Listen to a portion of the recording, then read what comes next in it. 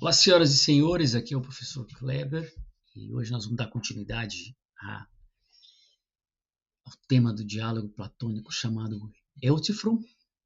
A gente, nas aulas anteriores, nos vídeos gravados anteriormente, eu tenho falado sobre essa introdução aos diálogos platônicos, o que significa, de uma certa forma, o diálogo para Platão e como ele trabalha isso. E hoje eu quero trazer para vocês essa questão, o contexto em que se começa esse diálogo Euthyphron. Como eu mencionei nas últimas aulas, o diálogo de Euthyphron ele é uma introdução à apologia. E Platão ele coloca a gente nesse diálogo dentro de uma tensão, porque o que existe, vamos dizer assim, vamos para a gente já começar a pensar, não é um problema ali apenas de argumentação lógica, de um problema que a gente precisa entender logicamente, ou ter uma compreensão ali cognitiva sobre o tema que discute nesse diálogo, que é a piedade, mas é a própria vida de Platão, a vida de Sócrates está em risco ali, dentro daquele momento, né? Então, o tema que se tem, assim, quando você vai, por exemplo, estudar os diálogos platônicos, vamos falar que o diálogo de Euthyphron, ele se discute o que é a piedade.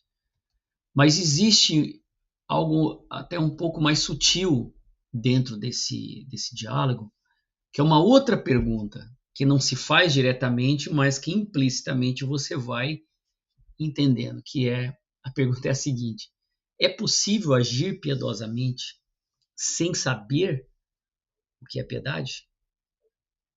Então essa é a grande pergunta.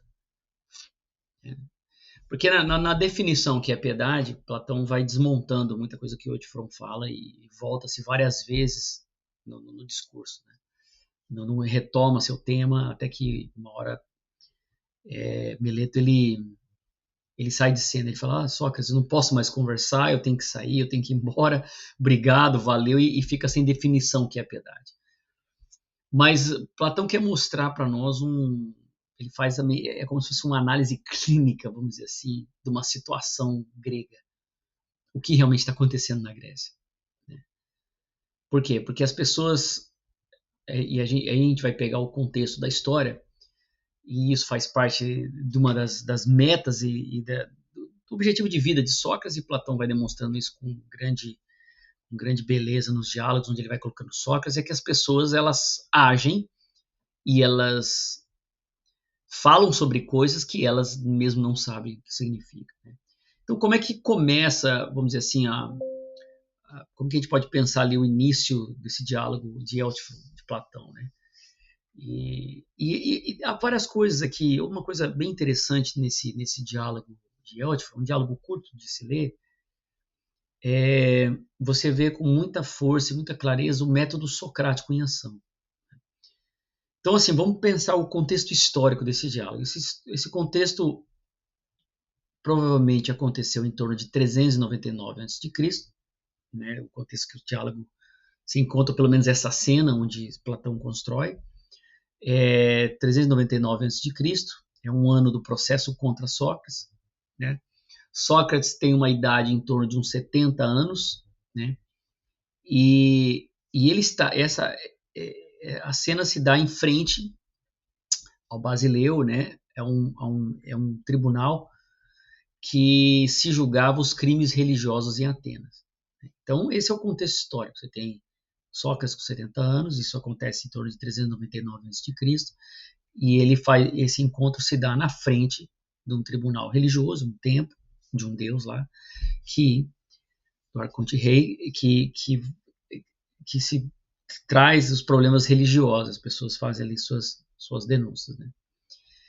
E dentro desse contexto, dentro desse diálogo, você tem três figuras em torno dessa questão da piedade.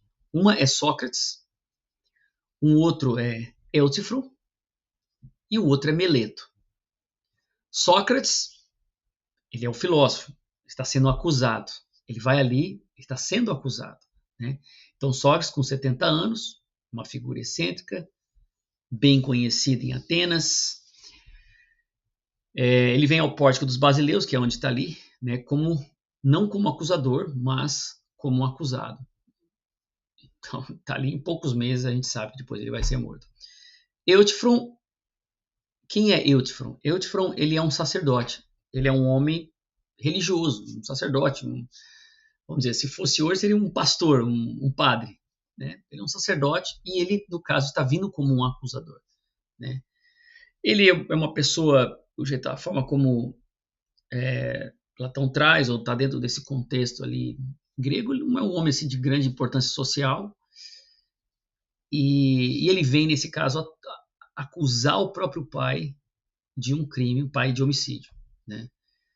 E a forma como ele se apresenta, ele está assim, absolutamente certo e convicto de que ele conhece a lei divina, ele sabe o que é, ele sabe o que é piedade, ele conhece a lei divina, ele sabe o que os deuses querem, e ele sabe que o que ele está fazendo, no caso, acusar o pai de homicídio, é o melhor, ele, é o melhor que ele pode fazer, e ele conhece melhor do que qualquer outro, porque ele é um sacerdote, afinal. Ele é um sacerdote, ele tem que saber sobre a piedade. Ele sabe o que os deuses pensam, e ele tem uma convicção disso. Né? E por trás, dentro desse contexto, você tem Meleto. Meleto não aparece ali, mas ele é citado. Meleto é um poeta que foi acusador de Sócrates. Ele acusou Sócrates daquele crime que é de corromper a juventude e inventar novos deuses. Né? Então, assim, Sócrates menciona ele, fala que ele é um jovem desconhecido. Né? Então, isso já menciona ali no começo. A gente vai ler umas partes.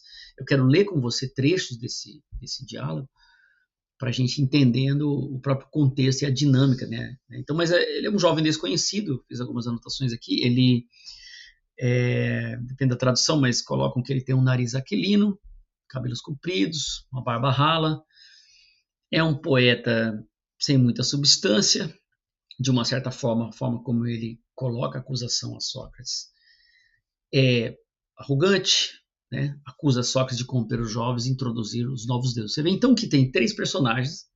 Dois estão conversando, que é Sócrates e Eutfron, eles se encontram. Existe um outro personagem que é citado, que é Meleto. Mas ele faz parte desse drama. Por quê? Porque Sócrates está sendo acusado por ele. E o outro está indo lá acusar o próprio pai. E aí você tem já um contexto desses personagens, ou seja, o problema da piedade. Porque você vai acusar o outro porque o outro está sendo impiedoso. Por isso que eu falei que a impiedade não é um sentimento. O Meleto tem um fator objetivo. Olha, ele está corrompendo os jovens e está inventando novos deuses. É objetivo, todo mundo sabe. Ou se cita sobre isso. Porque Sócrates falava da harmonia, né, do gênio divino que induzia ele a buscar a verdade. Né? Então você tem lá essas três figuras, e a gente vai ter dentro desse contexto do diálogo. Então, um admite que não sabe, o outro afirma saber com precisão, que é Eutfron, e o outro afirma saber quem é que corrompe, o que é então a corrupção e quem é que corrompe. Então, quer dizer, dois afirmam que sabem algo e o outro afirma que não sabe algo. Então, esse é o contexto dos personagens ali. Então, como é que funciona? Como é que é a cena de abertura? Então, quando a gente vai ler o Eutfron, e é isso que eu quero fazer com o objetivo desses diálogos, que a gente vai lendo, né? Então, o primeiro que a gente está fazendo agora é mostrar certos contextos, certas figuras simbólicas ali, né? Então, é interessante que o encontro entre Sócrates e Eutfron não foi uma coisa combinada, né? Então, às vezes, outros diálogos socráticos, você tem algum amigo indo à casa de Sócrates, convidar ele, está dormindo, chama ele para ir para tal lugar, né? Ele é convidado para algum lugar. Nesse caso, não. Eutfron é um tanto assim peculiar, é um encontro ocidental. Então, a cena de abertura é um encontro ocidental. Duas pessoas se esbarram ali em frente do palácio, do arconte rei, e cada um vindo com uma história. Né? Então, antes de qualquer argumento, antes de qualquer definição, Platão nos coloca diante de uma cena. Né? Então, isso aí eu coloquei. Então, dois homens se encontram por acaso. Né? E o que é interessante o que Platão quer nos mostrar, e aí é que está a filosofia. O problema não começa pelo um conceito. mas a filosofia ela começa por uma situação. Então, o problema filosófico não é anunciado, ele emerge da vida concreta, ele é da realidade. Então, nessa tensão, no caso existencial de Sócrates, onde ele está sendo acusado, ele pode estar um risco de morte, a gente sabe que depois ele vai morrer, é que se dá a filosofia ali que Platão está querendo mostrar, né? Mas o que Platão mostra é isso, que a filosofia ela não é uma busca de conceito. A busca do conceito ela é uma consequência de algo que emerge da situação da vida.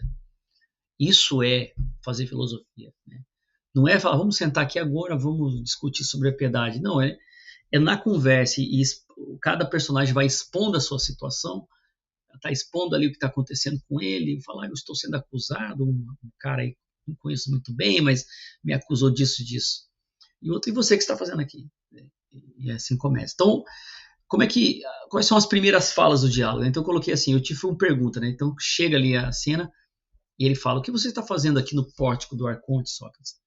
Por que você deixou seus lugares habituais no Liceu? Certamente você não pode ter uma ação diante dele como eu tenho, né? Não veio para abrir um processo, né? Então Sócrates responde com uma correção irônica e precisa. Os atenienses, Eutifron, chamam isso de processo, não de ação.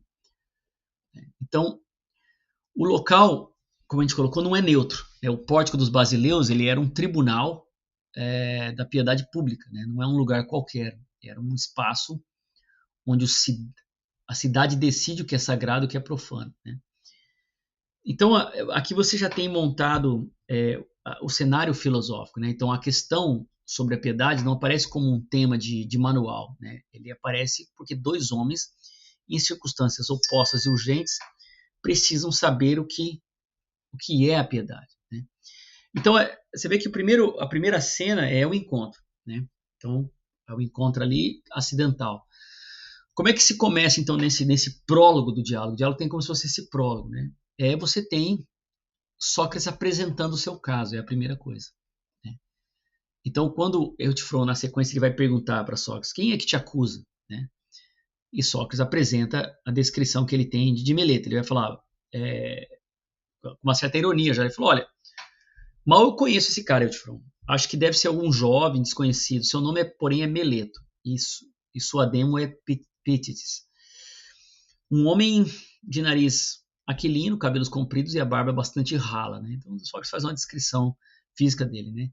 E essa descrição que Sócrates faz, ela não é gratuita. Por quê? Porque Platão nos diz algo sobre Meleto antes mesmo de ele falar alguma coisa. Ou seja, um homem...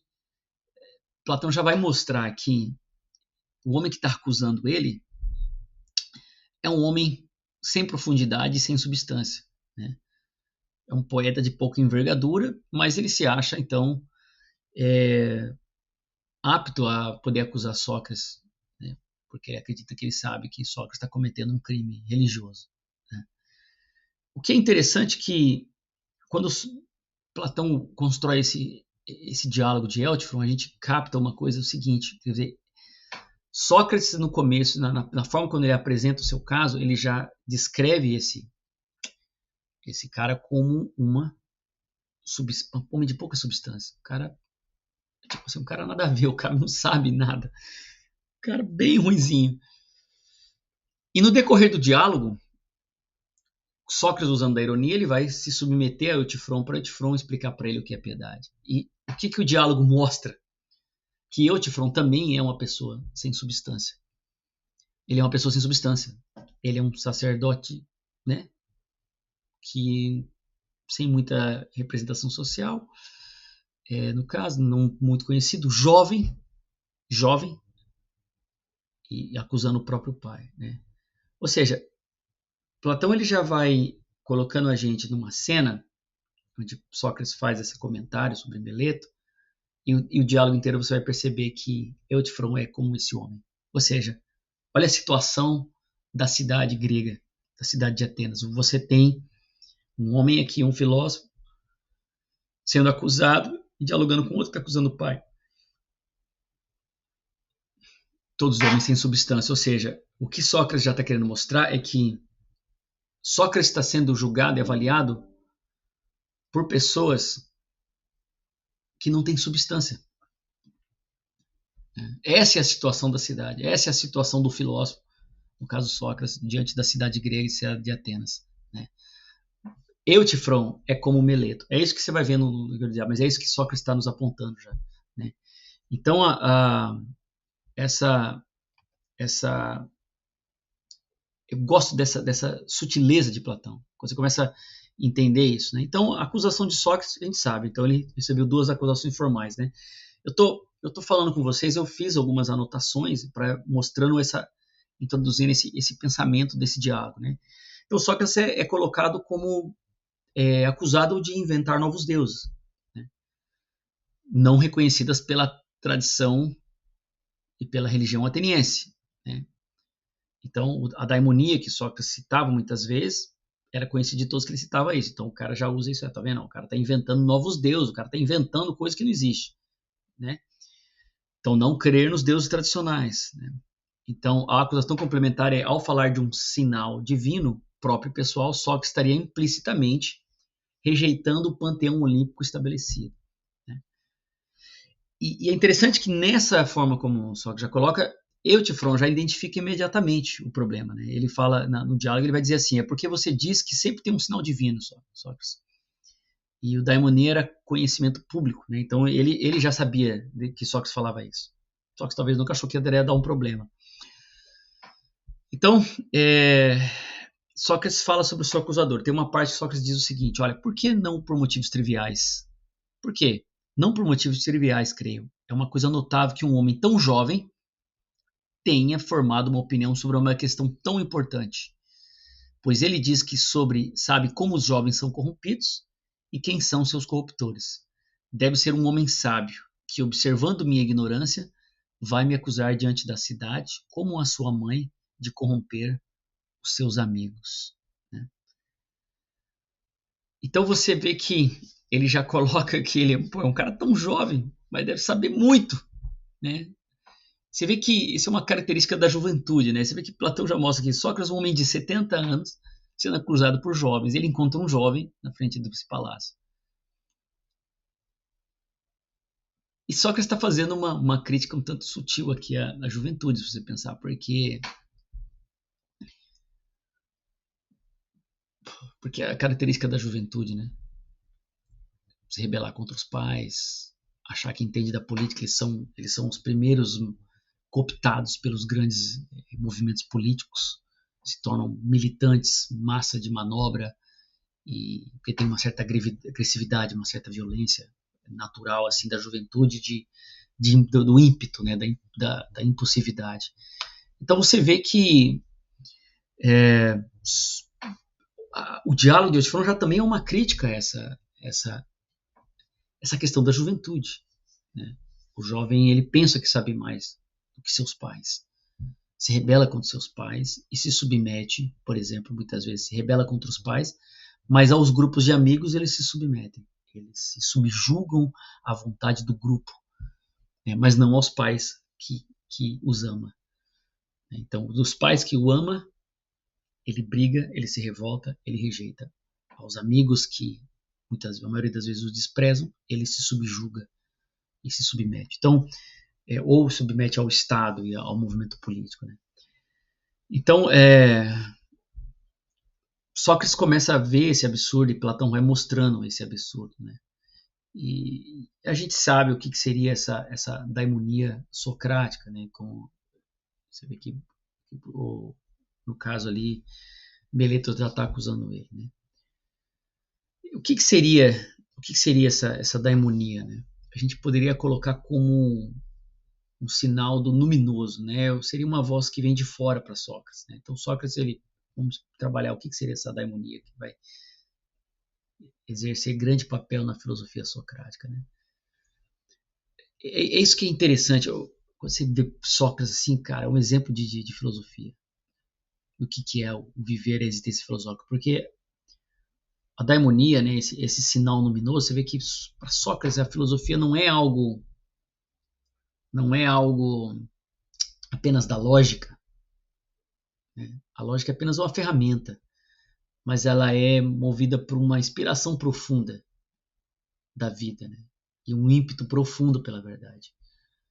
Então, é uma coisa espiritual, né? Então, esse daimonon seria uma voz que vem de fora, muitas vezes interrompia Sócrates no meio de uma frase, tem um caráter luminoso, quer dizer, pertence ao domínio do sagrado, que a razão não controla. Então, essa ideia do luminoso, né? Então, é algo sagrado, se vai se tornando algo sagrado. Sócrates sente esse movimento interno. E às vezes ele para até de discutir, porque ele sente que é para parar. Não é a voz da razão, né, a daimonia em Sócrates, não é a consciência moral, não é Sócrates refletindo consigo mesmo. A leitura racionalista que se faz muitas vezes desse daimonia está errada. Né?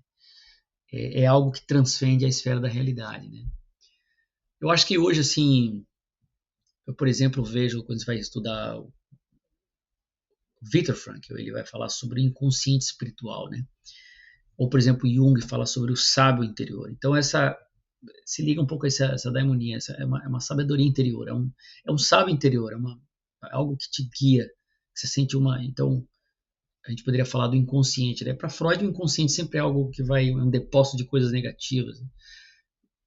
Para Jung, não, existe uma sabedoria do inconsciente, que pode nos guiar a certas luminosidades de momentos na vida. Né? Então, esse deu um breve panorama de Sócrates, porque ainda estou no prólogo, mas aqui nós estamos falando só do caso Sócrates. Depois, na próxima vídeo, eu vou querer gravar para vocês, falar sobre o problema do Euthyphron, como que ele se apresenta. Porque o diálogo começa com aquele encontro ocidental, Euthyphron pergunta o que Sócrates está fazendo ali, Sócrates fala o que está fazendo, fala da acusação, fala do acusador, né? Então ali você já vê um pouco da manifestação da ironia socrática e você já vê um quadro que Platão pinta sobre a juventude de Atenas. Né? Ou seja, Platão está sendo acusado, Sócrates está sendo acusado por Meleto, mas ele encontra ali na frente um outro jovem que é também como Meleto. Né? Então você não vê Sócrates discutindo com Meleto, mas dialogando com Euthyphron, que é um sinal, um exemplo daquilo que é o jovem grego. Tá bom? Então, se isso seria por hoje, eu quero desejar a vocês tudo de bom, sucesso e até a próxima